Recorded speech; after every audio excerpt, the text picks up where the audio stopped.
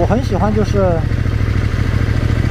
通过手松油门的方式来看一下它的低扭。比如说现在我完全不动油门，完全松油门的方式，这个车可以起步，完全不依靠油门，这个车可以起步，那就说明这个车的低扭很强，而且它完全不靠油门的情况下可以骑到这样的一个速度，说明这个车的低扭真的贼拉强。好，咱们能拉一下这个车，不敢拉这个车，我有点怕，我操！毕竟800cc 还不带电控，我操！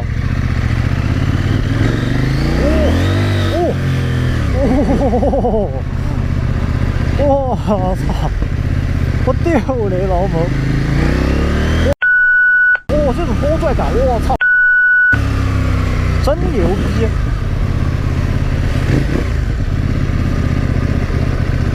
减震的话是有韧性的那种，减震是那种有韧性的减震，就是减震的话并不软，它是那种，但是它不是那种很干颠的那种完全颠的那种减震，它这个减震要有韧性一点，就是比可能有一些那种完全硬邦邦的车减震要更加的有韧性一些，但是它在这种小的这种颠簸路面上给你的路况反馈还是很清晰的，就路感的这种反馈，在这种小的这种颠簸路面上，它这个1档真的就很想找一个那种大马路来拉一下这个车。我丢雷了，我刹车踩死，ABS 介入，它不会抱死后轮，后轮不会抱死。骑在上面感觉这个车很大，就它的两边油箱很宽，你骑在上面你能明显感觉到这是一个大车，然后它的车把也并不低，就它没有像有一些车那种刻意去营造一个街车但是很低的一个车把，你骑在上面的骑行姿势其实还是一个比较偏舒适的一个骑行姿势。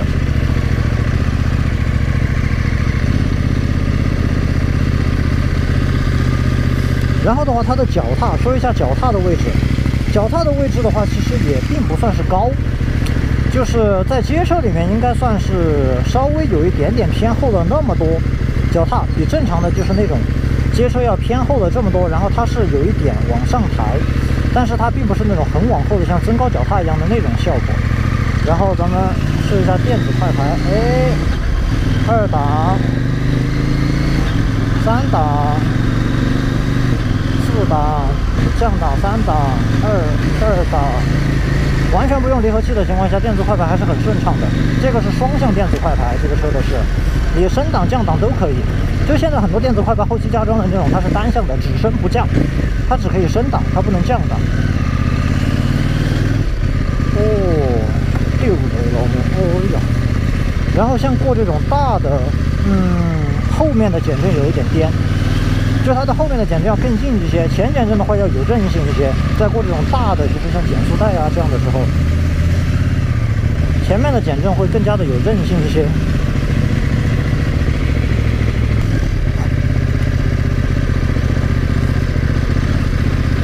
就这种感觉是那种，就是我打一个通俗的比方，就是我之前骑600cc 的4缸，骑这个车。它前段没有那么暴力，它需要把转速拉到很高之后，它才会给你一个逐渐爬升的一个，就是一个动力响应，它没有这么的激进。但是这个的话，它非常激进，这个就是你就算是转速没有上去3-5千转，它就直接扯着你往前冲的那种感觉。就是刚才一开始的时候直接有点骂娘，因为我之前骑4缸600cc真的没有这种感觉，就那种很顺很柔顺，但这个很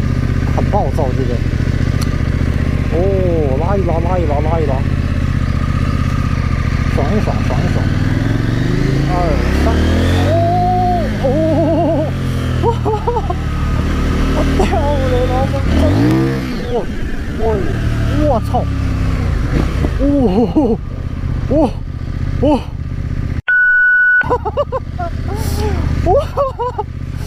刚才后轮甩起来了，我操，刚才动力甩尾了，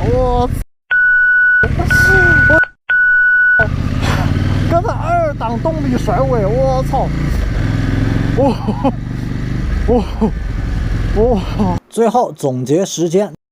这一台春风800NK我的感受，首先呢，说一下我喜欢的点，就是整个车非常帅气的外形、壮硕的外观、优秀的操控性能和强大的动力以及优秀的动力响应，都是我非常喜欢的。而且它的双向电子快排用起来也非常的不错，然后整个多媒体的大屏，它的导航功能我非常的喜欢，这些是我喜欢它的优点。然后关于它的缺点，主要是一些设计层面的东西。第一是我不喜欢它的后挡泥板啊，就是我感觉这个挡泥板的话，它其实挡不了多少泥巴，但是在视觉层面我不喜欢。第二是它的整个排气管设计，我觉得以春风的水平可以做得更好。然后第三点就是它的坐垫其实可以不用那么硬啊，稍微软一点也可以。这三个是我不喜欢它的点。然后关于 TC 的这个问题的话，到后期的话可能会根据市场反馈吧。如果说大家都觉得这个车太暴躁了，可能会选择放一个断油的 TC， 又或者他自己能调好了，那可能会放一个比较好的 TC。反正这个车后期 TC 版本是肯定会上的。那么现在这个车没有 TC 的情况下呢，新手其实就不是很推荐了，因为这个车失控打滑的概率是存在的，所以说新手就不要贸然随便的上这个车。那么老手上这个车的话，其实你可以去试驾一下，看一下你的控车能不能就是控制住这样的一台暴力的速度机器，如果可以的话，那么这台车绝对值得一冲。